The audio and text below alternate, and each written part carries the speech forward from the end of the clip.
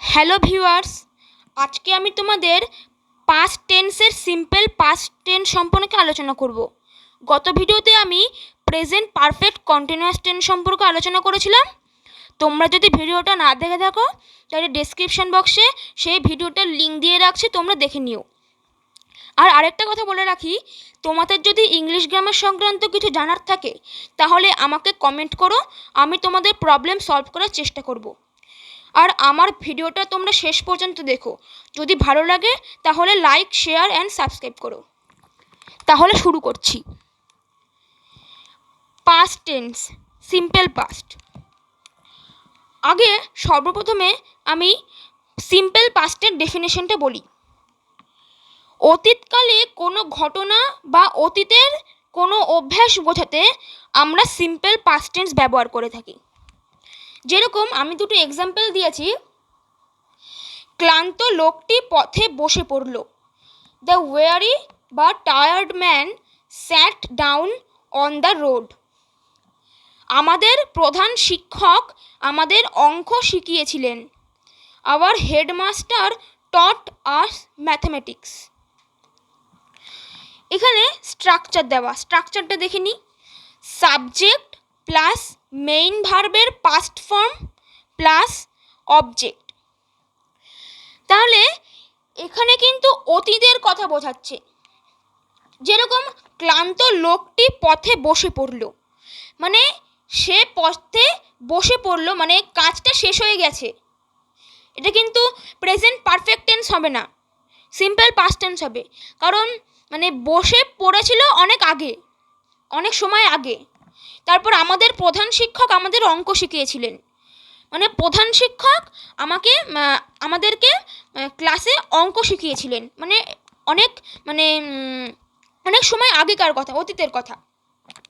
তাহলে স্ট্রাকচার অনুযায়ী সাবজেক্ট, মানে ফার্স্ট সেন্টেন্সে দ্য ওয়ারি বা tired man sat down on the road. তাহলে ফার্স্টে স্ট্রাকচারে সাবজেক্ট, সাবজেক্ট হচ্ছে দ্য ওয়ারি বা টায়ার্ড, দ্য ওয়ারি বা দ্য টায়ার্ড ম্যান। তারপর মেইন ভার্বের পাস্ট ফর্ম, মেইন ভার্ব এখানে স্যাট আছে, মানে স্যাটের সিম্পল প্রেজেন্ট টেন্সের হচ্ছে সিট, আর এটার মেইন ভার্বের পাস্ট ফর্ম বলেছে, আর সিটের পাস্ট ফর্ম হচ্ছে স্যাট, সিট স্যাট স্যাট। আর বলেছে অবজেক্ট, অবজেক্ট হচ্ছে এখানে ডাউন অন দ্য রোড, মানে স্যাট ডাউন কিন্তু একটাই কথা, স্যাট ডাউন। তারপর আমাদের প্রধান শিক্ষক আমাদের অঙ্ক শিখিয়েছিলেন। Our headmaster taught us mathematics. এখানে আওয়ার হচ্ছে সাবজেক্ট, আওয়ার হেডমাস্টার হচ্ছে সাবজেক্ট, আর মেইন ভার্বের পাস্ট ফর্ম টট, মানে টিস থেকে পাস্ট ফর্ম হচ্ছে টট, আর অবজেক্ট হচ্ছে আস ম্যাথমেটিক্স। এখানে একটা নোট আছে, সাধারণ বাংলা ভাষায় ক্রিয়াপদের আকার গিয়েছিলাম, খেলেছিলাম, দৌড়লাম, ঘুমোলো, গেলেন, করলেন, বললেন প্রভৃতি হয়। মানে এগুলো মনে রাখতে হবে, মুখস্থ করতে হবে। মানে সাধারণ বাংলা ভাষায় ক্রিয়াপদের আকার যদি গিয়েছিলাম, খেয়েছিলাম, দৌড়ালাম, ঘুমোলাম বা ঘুমোলো, গেলেন, করলেন, বললেন প্রভৃতি হয়, তখন কিন্তু সিম্পল পাস্ট টেন্স ব্যবহৃত হবে। মানে অতীতের কোনো কিছু বোঝাবে। বা আমরা যদি ইয়েস্টারডে বলে কিছু দিই, ইয়েস্টারডে মানে গতকাল, তখন কিন্তু এটা সিম্পল পাস্ট হবে। তারপর আমরা অ্যাফার্মেটিভ বা হ্যাবাচক শব্দ সম্পর্কে জেনে নেব। রমেনবাবু চেন্নাই গিয়েছিলেন। Ramenbabu went to Chennai. তুমি একটি সিংহ দেখেছিলে, তুমি একটি সিংহ দেখেছিলে। You saw a lion. এটা স্ট্রাকচারটা জেনে নিই। সাবজেক্ট প্লাস মেইন ভার্বের পাস্ট ফর্ম প্লাস অবজেক্ট। এখানে সাবজেক্ট হচ্ছে ফার্স্ট টেন্সের সাবজেক্ট হচ্ছে রমেনবাবু, মেইন ভার্বের পাস্ট ফর্ম, মেইন ভার্বের পাস্ট ফর্ম হলে ওয়েন্ট আছে, মানে গো, গো এর পাস্ট ফর্ম হচ্ছে ওয়েন্ট, আর থার্ড ফর্ম হচ্ছে গান, গো ওয়েন্ট গান, আর অবজেক্ট হচ্ছে টু চেন্নাই। তুমি একটি সিংহ দেখেছিলে, এটা সাবজেক্ট হচ্ছে ইউ, তারপর সি এর পাস্টের হচ্ছে স, মেইন ভার্বের পাস্ট ফর্ম যেহেতু বলছে স হবে, আর অবজেক্ট হচ্ছে এ লায়ন। তাহলে ভিউয়ার্স, এবার আমরা জানবো নেগেটিভ সম্পর্কে, মানে সিম্পল পাস্টের নেগেটিভ বা নাবাচক শব্দ। যেরকম দুটো দিয়েছি, এক্সাম্পল দিয়েছি, সে খেলাটি দেখেনি, হি ডিড নট বা ডিডেন্ট বলা যায়, সি দ্য ম্যাচ। আমরা বেশিক্ষণ ঘুমোইনি, we did not sleep long. এটা একটা নিয়ম আছে, যখন সিম্পল পাস্ট টেন্সের নেগেটিভ ফর্ম দেবে, যেরকম লাস্টে থাকবে নি, যোগ থাকবে নি, তখন আমরা ডিড অক্সিলারিটা ব্যবহার করব। যেরকম হি did not C the match, এখানে ডিড মানে দেখেনি, যেহেতু মানে এখানে ডিডের পরে কিন্তু নট বসবে। তারপর এখানে আছে আমরা বেশিক্ষণ ঘুমোইনি, we did not sleep long, এখানে ডিড অক্সিলারি ভার্ব, এখানে ডিডের পরে নট বসেছে।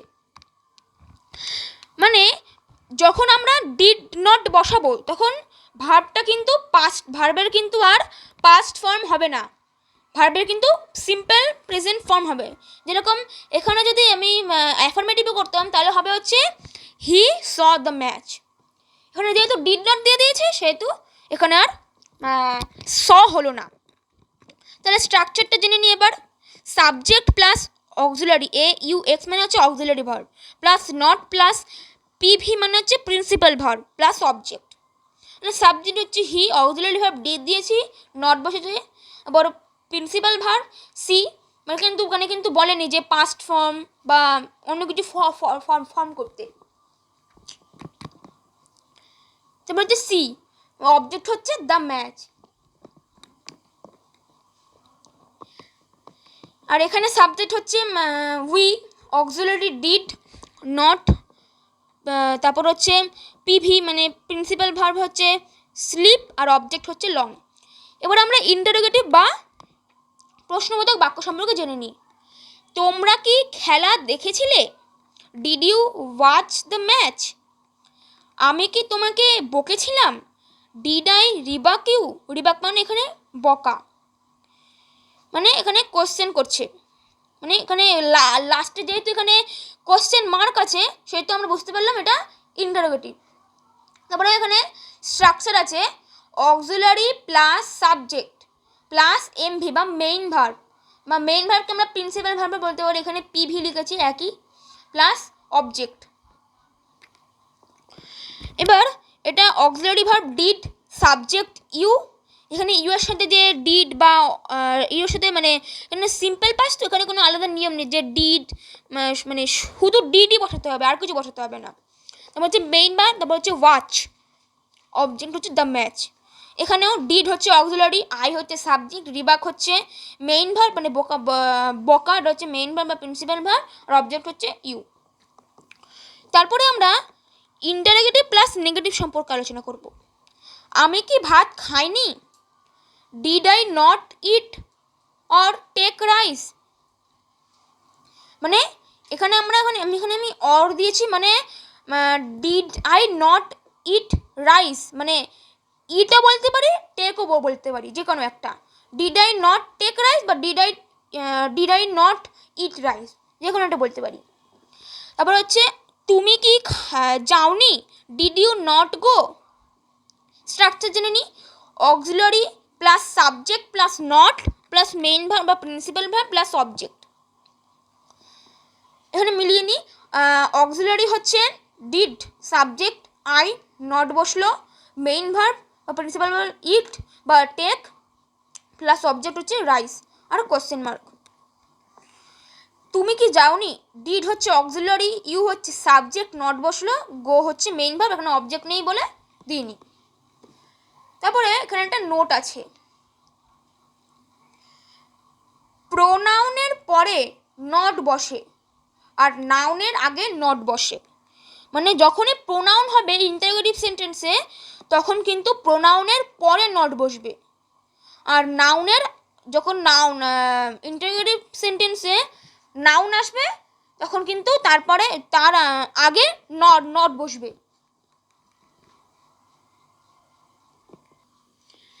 তাহলে ভিউয়ার্স আজকে এই পর্যন্তই থাক। পরের ভিডিওতে আমি পাস্ট কন্টিনিউয়াস টেন্স সম্পর্কে আলোচনা করব। তোমরা সবাই সুস্থ থেকো।